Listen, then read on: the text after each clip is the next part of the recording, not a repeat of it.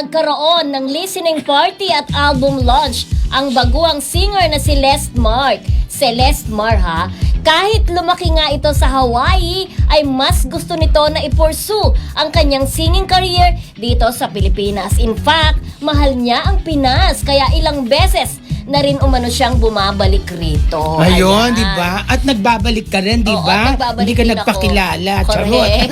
Lalo ang ating classmate, di ba? Magandang hapon po sa inyong lahat. Si Celeste Maria, umattend ako ng kanyang press con. Listening party. Listening party. Meron na palang mga ganun, ano? Pakikinggan yung kanta Pakikinggan niya. yung kanta, tapos i-explain niya kung ano ang ayan. Roll VTR muna. Meron tayong VTR ni Celeste Mar. So I record all my music down here. I'm never satisfied with how the track sounds. I always want to come back. I always want to do something different. So I love recording here. I love the team I have with Eric at Indigo Studios, and I hope to continue working with him.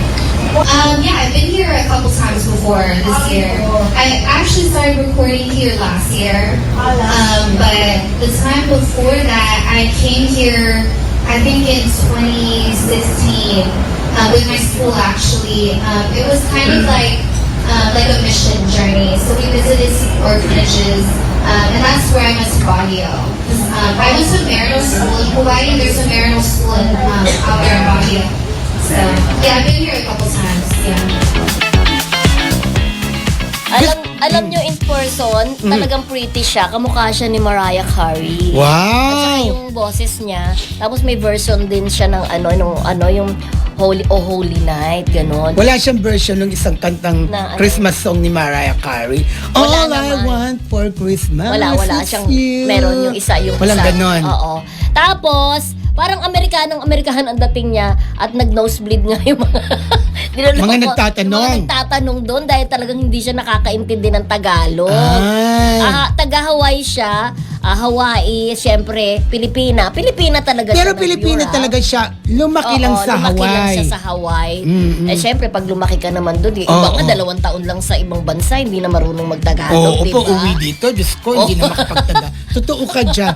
Pero siya, bata pala. Doon na siya sinilang ba? Doon na siya nag-aral.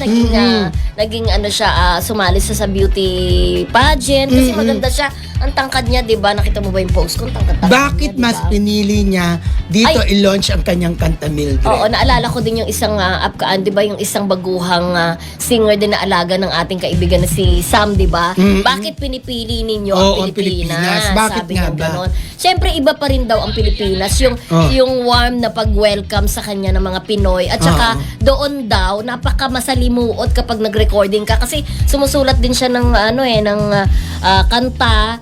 At the same time, siya yung kumakanta. Napakadali daw gawin dito sa Pilipinas. At saka parang mahirap yata pumasok doon sa recording. Tama ba? Yes, oo. Diba? Dito daw ibang-iba. Tsaka sobrang pagmamahal daw niya sa nature. Mahilig siya mag-diving.